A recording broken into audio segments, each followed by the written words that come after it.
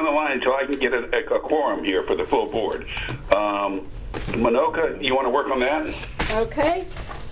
Chair Colson, you are here. Vice Chair Hosseini, you are here. Governor Beard? I am here. Governor Carter?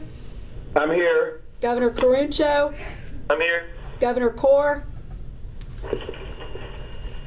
Governor Frost? Here. Governor Kuntz? Here. Governor Long? Governor Parker? Here. Governor Perez? I'm here. Commissioner Robinson?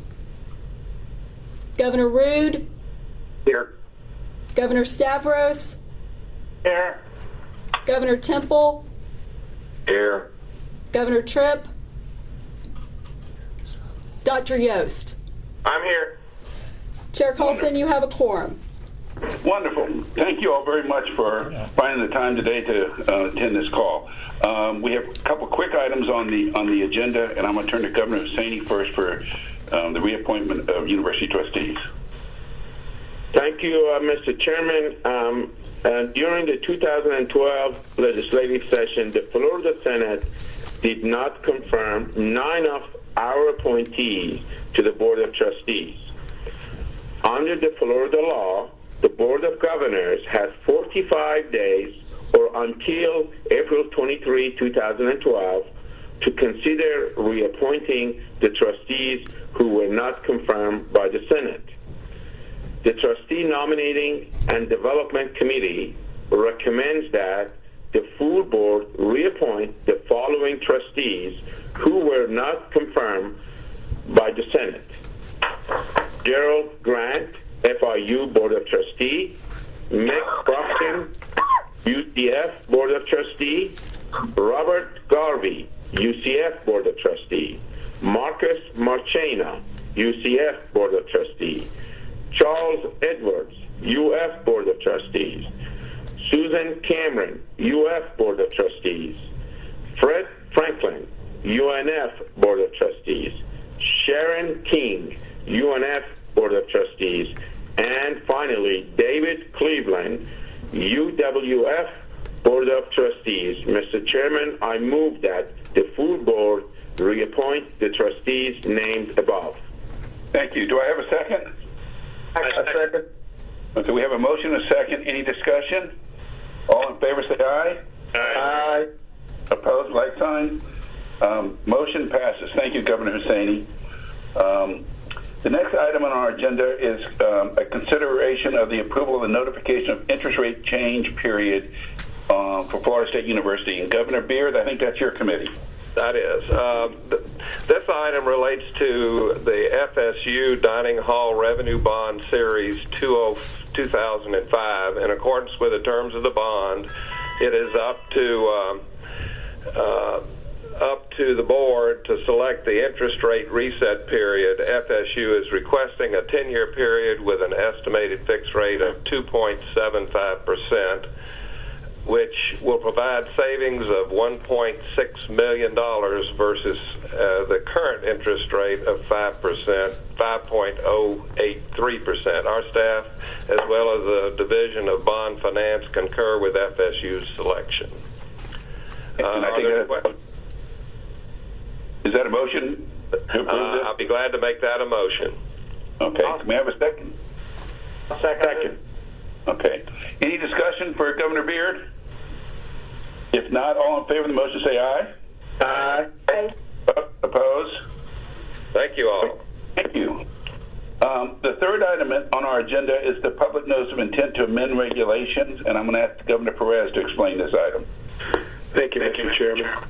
In your packages, you've got 2 regulations that we propose to amend using our normal regulation amendment procedure.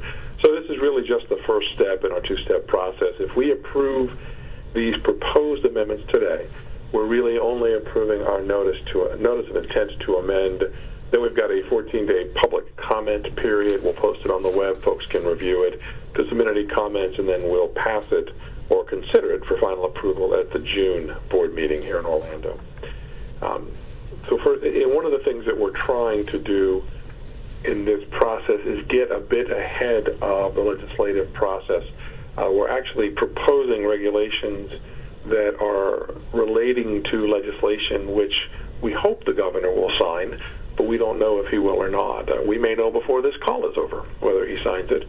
So that said, if and only if the governor does not approve the legislation, particularly relating to capital improvement trust fund fees, what we do this morning will be for naught. We will remove most of the regulations that we're adopting, or at least advancing, and not require them as we move forward.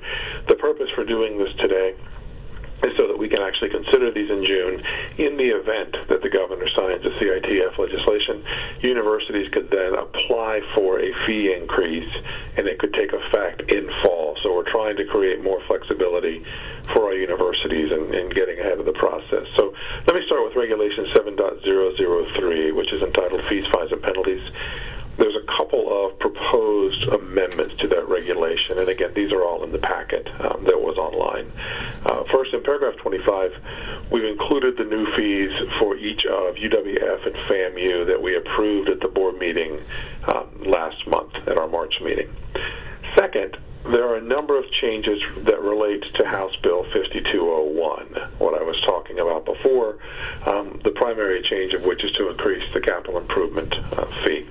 The fee's been capped in the Florida statute since 1988. The increase in the CITF fee has been part of the board's legislative agenda for several years, and although we didn't include it in the 2012 legislative agenda, the Florida Student Association did and pushed it as one of their top priorities. So the ability to include this regulation now and consider it is, as I said, in preparation for hopefully the president signing the bill, the governor signing the bill, and letting us move forward with this fee. So let me walk through the changes. On paragraph 16, we are eliminating the building fee from the regulations, but in paragraph 17, we are combining the building fee and the capital improvement fee together. That fee will be capped at 10% of resident tuition and 10% of non-resident tuition and out-of-state fees. However, pursuant to the legislation, resident student increases cannot exceed $2 per credit hour per year as it gets up to that 10%. The fee must be implemented in a fall term, which is why we're under the gun right now time-wise. The legislation does not specifically state that the board has to approve any increases to this fee, but we, through our own regulation, will be requiring board approval to those fees. We believe it's important for several reasons, but mainly since about 50% of the capital improvement fee is bonded, and the board approves all debt related to the fees, we think that the board should be reviewing and approving up front any increases to these fees, and that those increases should receive sufficient justification for the type of facility to be considered before they move forward in increasing those fees. What we don't want is for a university to increase a fee, charge that fee to students, and then a few years later, when they decide to come in and bond for a facility, that facility doesn't meet the strategic plan on campus, the university work plans, or whatever the strategic initiative is. So the idea is that the board will get a look in advance at what the universities are thinking of with these fees, so that we are all on the same page and there's no surprises at bond approval time. So board review will provide us with the opportunity to have thoughtful consideration about what's going on the campuses. In paragraph 22, we modify the excess hour fees for students entering in fall. This is an interesting change. Students who enter in fall are going to pay a fee equal to 100% of tuition for each credit hour in excess of 115% needed to graduate. So that is an encourager to graduate. And finally, in paragraph 15, we've modified the language there to be consistent with the bill by deleting references to distance learning and correcting the statutory references. I do want to point out, again, that if 5201 is vetoed by the governor, the changes won't be made except for the codification of the new fees for UWF and for FAMU that were approved in March.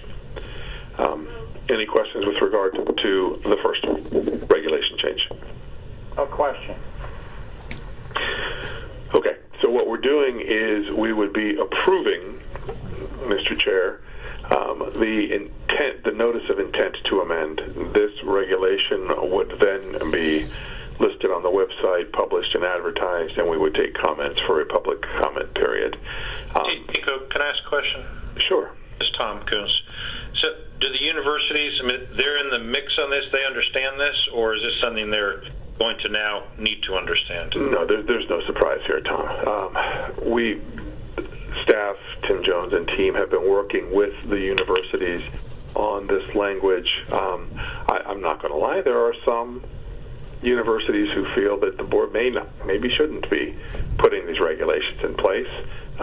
Perhaps since the statute doesn't call for board approval, we shouldn't be creating a board approval in there. We think that what it does is it enhances the ability for the board to consider the bond requests in years to come, and it keeps us consistent with strategic plan.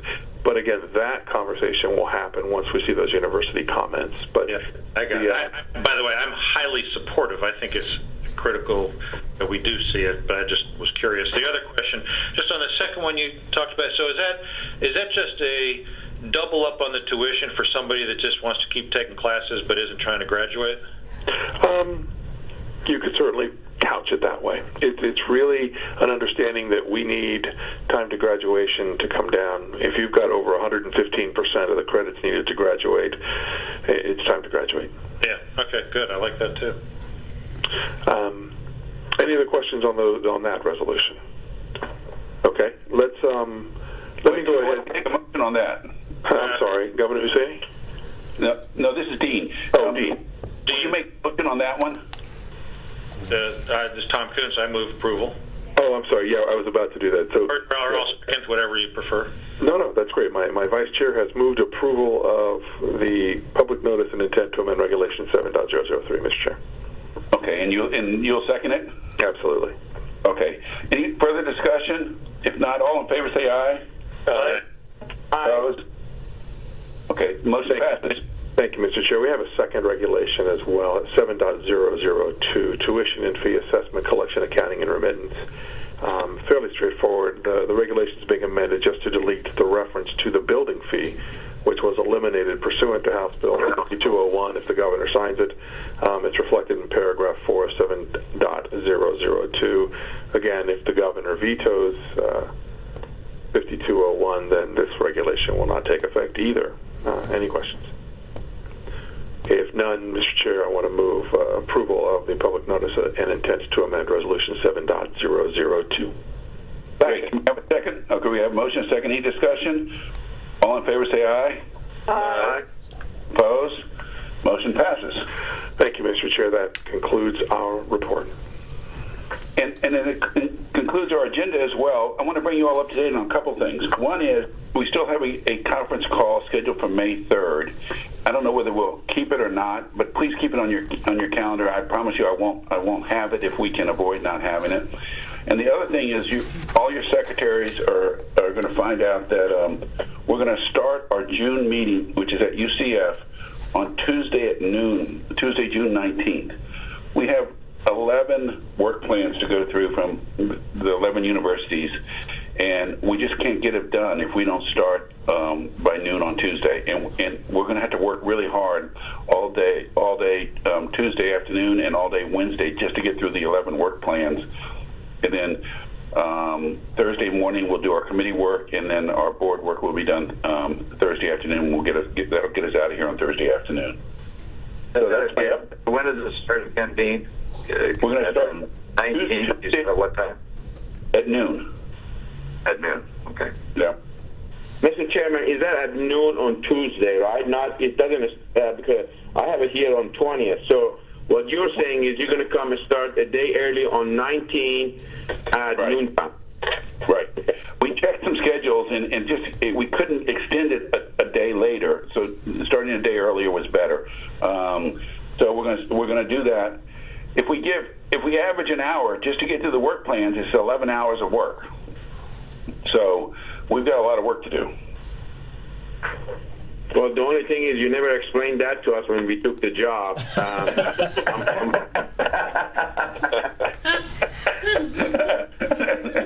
Oh, I'm sorry. You'll find that the chair gets no greater perks than the rest of you. All right. If there's nothing further, I'll entertain a motion to adjourn. Mr. Chairman, before your motion, this is Frank. Governor Perez mentioned it briefly, but I just want to let you know the governor is in Northeast Florida today, and by all accounts will be signing the budget. We will, once we hear word of that, let all of the members know that officially. And if there are any stories within that budget signing, we will also let the members know that as well. So we're monitoring that very closely. We'll get back to you later today on that. Great. All righty. Anything for the good of the order? If not, motion adjourned. Meeting adjourned.